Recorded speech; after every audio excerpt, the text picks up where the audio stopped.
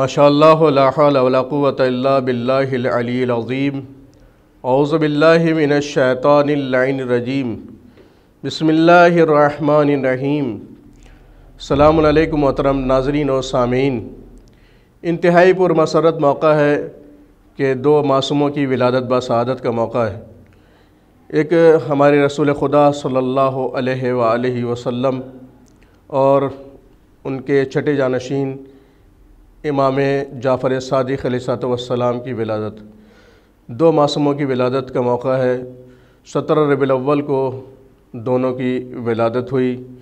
رسول خدا صلی اللہ علیہ وآلہ وسلم کی ولادت 17 ربیع الاول سن 1 عام الفیل کو ہوئی تھی، اور آپ کے چھٹے جانشین امام جعفر صادق علیہ السلام کی ولادت بھی 17 ربیع الاول لیکن سن کے اعتبار سے 83 ہجری میں آپ کی ولادت ہوئی۔ دونوں منصوص من اللہ معصوم ہیں، اور پیغمبر اسلام حضرت محمد مصطفیٰ صلی اللہ علیہ وآلہ وسلم کی حدیث بھی ہے کہ کلنا محمد، جو آپ نے ارشاد فرمایا کہ اولنا محمد ووسطنا محمد وآخرنا محمد وکلنا محمد، کہ ہم سب کے سب محمد ہیں۔ تو پیغمبر اسلام کی عملی زندگی، آپ کا قول و فعل، ہر ایک کے اوپر پہرا لگا ہوا ہے کہ اپنی خواہش سے کوئی کلام نہیں کرتے، اپنی خواہش سے کوئی بات نہیں کہتے، وہی کہتے ہیں جو وحی پروردگار ہوتی ہے۔ ما ينطق عن الهوى ان هو الا وحی یوحی،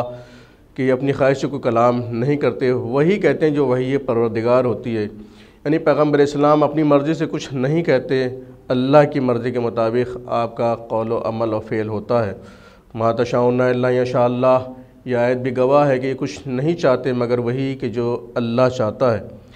اس کے علاوہ ما محمد الا رسول، محمد کچھ نہیں ہے سوائے رسول کے، یعنی آپ ہر حال میں رسول ہیں، ہر حال میں اللہ کے پیغمبر ہیں، ہر حال میں اللہ کی طرف سے میسنجر ہیں، پیغام پہنچانے والے ہیں۔ جو اللہ کی طرف سے حکم ہوتا ہے وہ آپ بندوں تک پہنچا دیتے ہیں، آپ کی اپنی مرضی کا کوئی دخل نہیں ہوتا ہے، آپ کی اپنی کوئی خواہش کا دخل نہیں ہوتا ہے۔ جو اللہ کی مرضی ہوتی ہے، جو پروردگار کی مرضی ہوتی ہے، وہی پہنچاتے ہیں۔ تو یہ پرمسرت موقع ہے، جتنی بھی ہم خوشی منائیں، جتنا بھی ہم اہتمام مسرت کریں، جتنا بھی ہم جشن منائیں وہ کم ہے، اس لیے کہ جن کے صدقے میں کائنات بنی، جن کے طفیل میں اس دنیا کو خلق کیا گیا، اس کائنات کو خلق کیا گیا، زمین و آسمان کو پیدا کیا گیا، انہی کے طفیل میں پیدا کیا گیا ہے۔ تو لہٰذا ہم جتنی بھی خوشی منائیں، جتنا بھی اہتمام مسرت کریں اس ہفتہ وحدت میں، وہ اتنا ہی کم ہے، جتنا بھی ہم ایک دوسرے کو تہنیت مبارکباد پیش کریں وہ کم ہے۔ تو آپ کی عملی زندگی ہو یا قول و فعل ہو، سب کچھ اللہ کی مرضی کے مطابق ہوتا ہے، اللہ کے چاہنے کے مطابق ہوتا ہے۔ آپ نے ایسی زندگی پیش کی کہ تمام کائنات کے لیے نمونہ عمل بن گئی، آپ تمام کائنات کے لیے، عالمین کے لیے رحمت بن کر کے آئے۔ وما ارسلناک الا رحمۃ للعالمین، ہم نے آپ کو نہیں پیدا کہ مگر عالمین کے لیے رحمت بنا کر کے۔ تو پیغمبر اسلام عالمین کے لیے رحمت بن کر کے آئے، رسول رحمت کہلائے، اور چھوٹے بڑے سبھی کا احترام کرتے تھے آپ۔ آپ کی زندگی لوگوں کے لیے آئیڈیل ہے، نمونہ عمل ہے، دوسروں کے لیے نمونہ عمل ہے، ہر قوم کے لیے آپ کی زندگی نمونہ عمل ہے۔ ہر ایک کے ساتھ اچھا برتاؤ کرتے تھے، ہر ایک کے ساتھ اچھا سلوک کرتے تھے۔ ہمیں بھی چاہیے کہ سیرت رسول آل رسول پر عمل کرتے ہوئے ویسے ہی زندگی گزاریں کہ جس طرح سے رسول اور آل رسول نے زندگی گزاری ہے، اس لیے کہ اللہ نے انہی کی سیرت کو ہمارے لیے نمونہ عمل قرار دیا ہے کہ ہر انسان کے لیے ان کی زندگی نمونہ عمل ہے، ان کی زندگی الہی زندگی ہے، ان کی زندگی قرآنی زندگی ہے، ان کی زندگی لوگوں کے لیے نمونہ عمل ہے، ان کی زندگی پریکٹیکل زندگی ہے۔ تو ہر ایک کے ساتھ اچھا سلوک اور برتاؤ ان کا شیوا تھا۔ لوگ سلام میں پہل کرنے کی کوشش کرتے تھے لیکن کامیاب نہیں ہو پاتے تھے۔ اسلام کے سلم سے مشتق ہے، سلم کے معنی سلامتی ہے، اور اسلام خود بھی جو اس کے فالوور ہیں ان کو بھی سلامت دیکھنا چاہتا ہے، جو اس کے فالوور جس کے آس پاس پڑوس میں جو رہتے ہیں ان کو بھی سلامت دیکھنا چاہتا ہے۔ یعنی جیو اور جینے دو اسلامی نعرہ ہے۔ سلامت اور سلامتی اسلام کا ایک شیوا ہے، پیٹرن ہے، جس کے اوپر انسان عمل کرے اسلامی زندگی پہ اور تسلیم ہو جائے۔ سلام بھی اسی سے مشتق ہے، یعنی السلام علیکم، اللہ آپ کو سلامت رکھے، وعلیکم السلام، اللہ آپ کو بھی سلامت رکھے۔ تو پیغمبر اسلام ہر ایک کو سلام کرنے میں پہل کرتے تھے۔ سلام کے کل 70 درجے ہیں، 70 نیکیاں لکھی جاتی ہیں، جس میں سے 69 یعنی 69 سلام کرنے والے کے لیے ہیں جو پہل کرتا ہے، اور ایک نیکی اس کے نام اعمال میں لکھی جاتی ہے کہ جو جواب سلام دیتا ہے۔ تو سلام کرنا سنت ہے اور جواب دینا واجب ہے۔ سلام کرنا سنت، جواب دینا واجب ہے، اس لیے سلام کرنے والے کی نیکیاں زیادہ ہیں، جواب دینے والے کی نیکی کم لکھی جاتی ہے۔ اس کے اوپر جواب دینا ہر حال میں واجب و لازم ہے۔ تو پیغمبر اسلام سلام میں پہل کرتے تھے۔ کچھ لوگ جو ہیں وہ سلام کا جواب دینا بھی گوارا نہیں کرتے، تو یہ اسلامی زندگی نہیں ہو سکتی۔ اسلام کے فالوور نہیں کہلا سکتے کہ جو سلام کا جواب دینا بھی گوارا نہیں کرتے، تو اپنے گھمنڈ میں چور رہتے ہیں، متکبرانہ زندگی ہوتی ہے ان کی، گھمنڈی ہوتے ہیں، تو ایسے لوگ کا اسلام پسند نہیں کرتا ہے۔ سلام کا انتظار نہیں کرنا چاہیے، سلام کا انتظار کرنے والا ملعون ہے۔ سلام کرنا نہ کرنا ایک الگ بات ہے، لیکن سلام کا انتظار کرنے والا ملعون ہے شریعت کی نگاہ میں، اسلام کی نگاہ میں۔ سلام کا انتظار نہیں کرنا چاہیے کہ چھوٹا ہمیں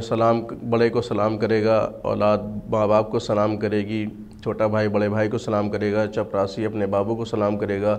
چھوٹا عہدیدار بڑے عہدیدار کو سلام کرے گا، شاگرد اپنے استاد کو سلام کرے گا۔ یہ درجہ بندی، یہ دیواریں ہماری بنائی ہوئی ہیں، اسلام کی بنائی ہوئی نہیں ہیں، اسلام کی بنائی ہوئی رکاوٹیں نہیں ہیں۔ یہ رکاوٹیں ہم نے پیدا کی ہیں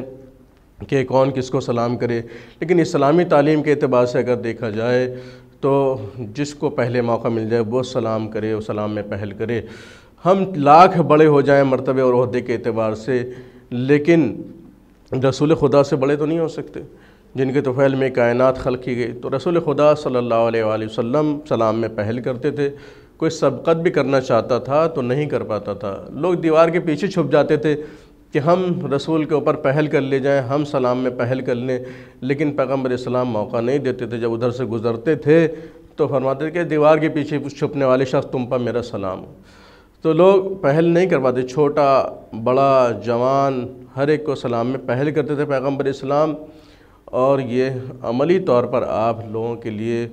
دعوت فکر دے گئے کہ دیکھو کبھی سلام کا انتظار نہیں کرنا چاہیے، چھوٹا بڑا نہیں دیکھنا چاہیے۔ سلام سلامتی کی دعا ہے،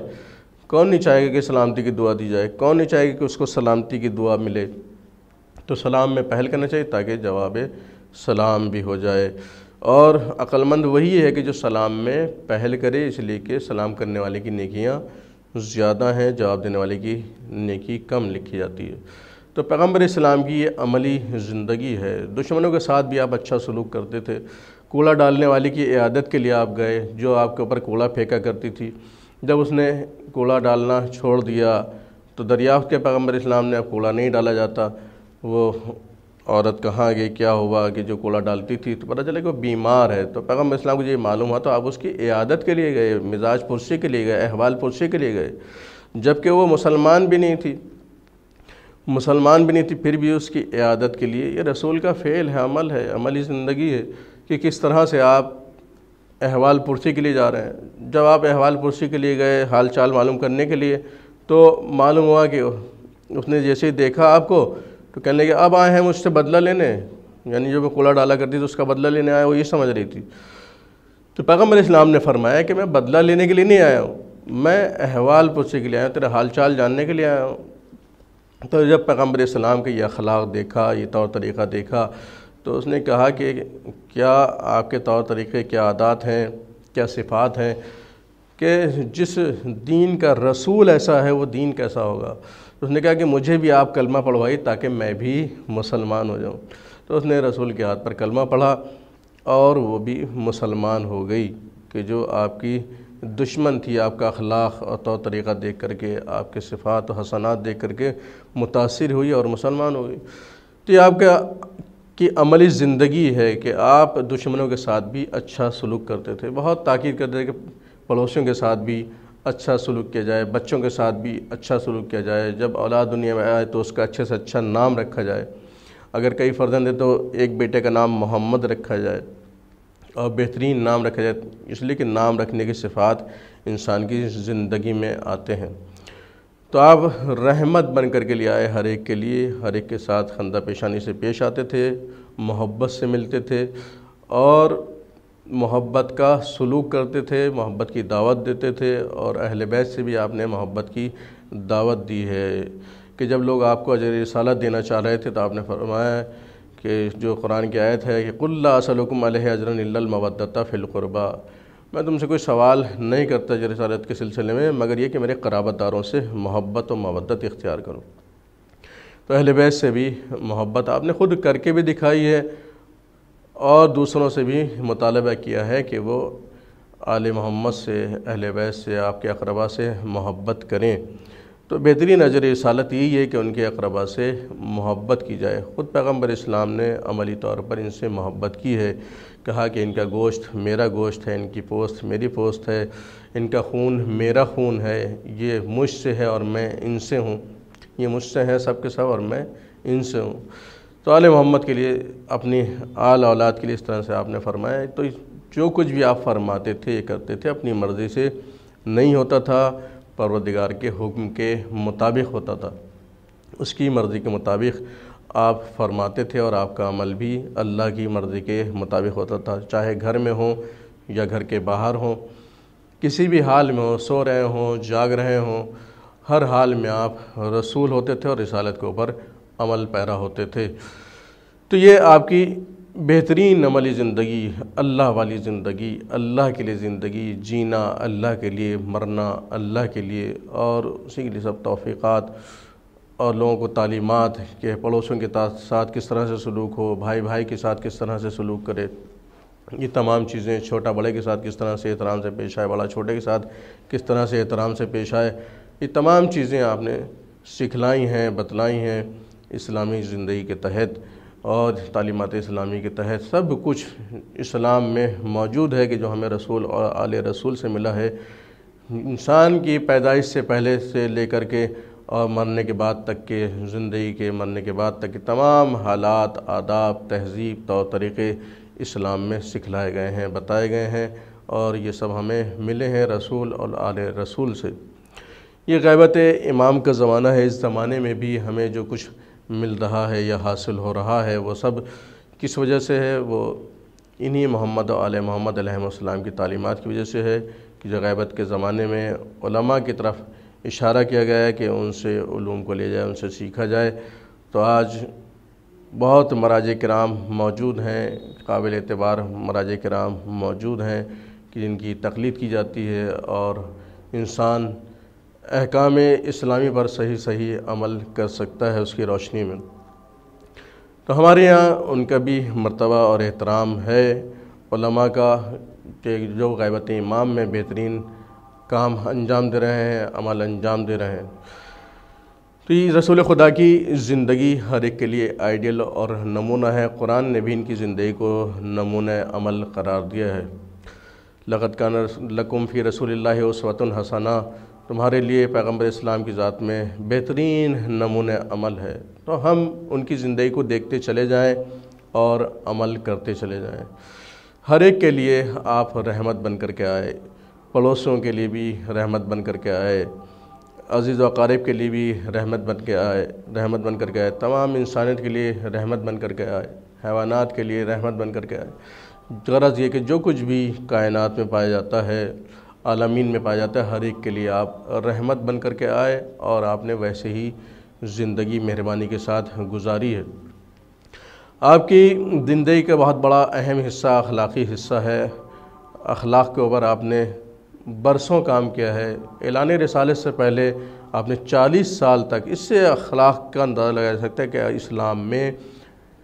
الہی زندگی میں، اسلامی زندگی میں اخلاق کی کتنی اہمیت ہے کہ اعلان رسالت سے پہلے آپ نے 40 برس تک، 40 سال تک اخلاق کے اوپر کام کیا ہے۔ اخلاق کے اوپر اس سے اندازہ لگایا جا سکتا ہے کہ اخلاق کی اسلام کے اندر کتنی اہمیت اور عظمت ہے۔ اخلاقی اعتبار سے اتنا بہترین اخلاق آپ نے دنیا والوں کے سامنے پیش کیا اعلان رسالت سے پہلے، مبعوث برسالت ہونے سے پہلے، کہ دشمن بھی آپ کو صادق اور امین کہنے پر مجبور ہو گئے۔ آپ نے صداقت کا، عرب کے بدوؤں سے آپ نے صداقت کا کلمہ پڑھوایا، امانت داری کا کلمہ پڑھوایا، آپ کو صادق اور امین کہا گیا۔ آپ کے پاس غیر بھی اپنی امانت رکھا کرتے تھے۔ تو ایسی اخلاقی اور عملی زندگی آپ نے گزاری ہے کہ جو دوسروں کے لیے آئیڈیل اور نمونۂ عمل ہے۔ حکم خدا کے لحاظ سے بھی، شریعت کے اعتبار سے بھی، آپ کی زندگی قرآن کے اعتبار سے بھی دوسروں کے لیے آئیڈیل اور نمونۂ عمل ہے کہ ان کی زندگی کو انسان دیکھتا چلا جائے اور اپنی زندگی کو سنوارتا چلا جائے۔ بقیہ جو آپ کی اسلامی زندگی اعلان رسالت کے بعد، مبعوث برسالت ہونے کے بعد، تو اس زندگی میں بھی آپ نے زیادہ تر اخلاق کے اوپر زور دیا کہ مجھے مبعوث کیا گیا ہے تاکہ میں مکارم اخلاق لوگوں کو بتاؤں، سکھلاؤں، اخلاقیات لوگوں کو بتاؤں، سکھلاؤں کہ اخلاقی زندگی۔ ہائی کوالیفیکیشن حاصل کرنے کے بعد بھی انسان آج وہ اس طرح سے تربیت حاصل نہیں کر پا رہا کہ اخلاقی زندگی گزارے، لوگوں کے ساتھ اخلاق کے ساتھ پیش آئے۔ تو اسی لیے تعلیم کے ساتھ ساتھ تربیت کی بھی بہت ضرورت ہے۔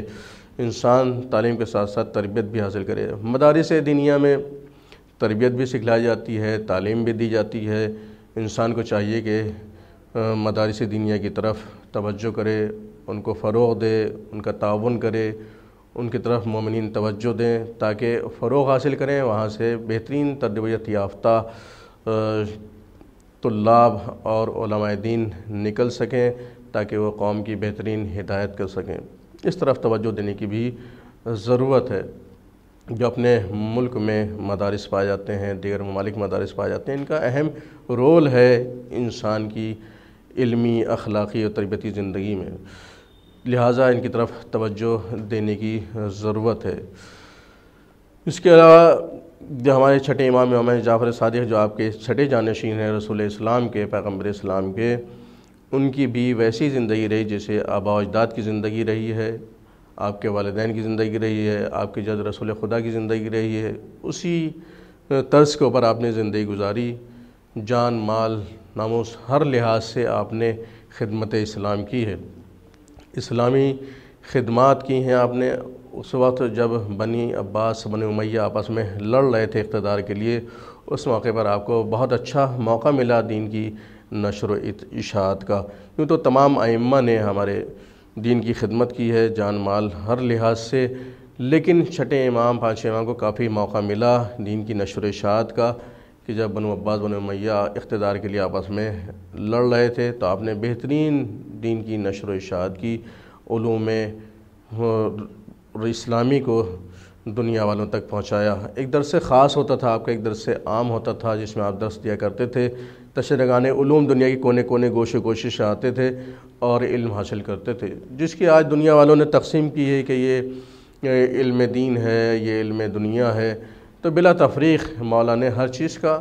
علم دیا اپنے شاگردوں کو، اور آپ کے شاگرد بھی تمام دنیا میں مشہور ہوئے اور ان کے نام سے کتابیں دنیا میں پائی جاتی ہیں، جاری و ساری ہیں۔ جابر بن حیان بہترین آپ کے شاگرد ہیں، اور اس طرح کے سینکڑوں شاگرد آپ کے دنیا میں گزرے ہیں کہ جنہوں نے خود سینکڑوں کتابیں لکھی ہیں اور دنیا والوں نے اس سے استفادہ کیا ہے۔ تو الجبرا، جیومیٹری، فزکس، میتھمیٹکس، ہر چیز کے اوپر علم سائنس ہر ایک کے لحاظ سے آپ کے درس ہوتے تھے، اور آپ کے شاگرد سیر و سیراب ہوتے تھے دنیا کے کونے کونے، گوشے گوشے سے آ کر کے، اور پھر وہ ان علوم کو دنیا والوں تک پہنچاتے تھے، علوم کی نشر و اشاعت کرتے تھے، اور ہر جگہ یہ علوم رائج ہوئے اور پورے دنیا میں پھیل گئے۔ تو اس کے اعتبار سے چھٹے امام علیہ السلام نے موقع محل کے اعتبار سے بہت موقع کا وقت اور موقع کا فائدہ اٹھاتے ہوئے دین کی نشر و اشاعت کی، تعلیمات اسلامی سے لوگوں کو آراستہ کیا، الہی تعلیمات سے لوگوں کو آراستہ کیا۔ آپ کی بڑی خدمات ہیں دین کے سلسلے میں۔ تو ہمارے چھٹے امام علیہ السلام کی بھی ولادت کا موقع ہے، جتنا بھی ہم ان کا ذکر کریں، اہتمام مسرت کریں، جشن منائیں دو معصوموں کی ولادت کے موقع کے اوپر، وہ کم ہے۔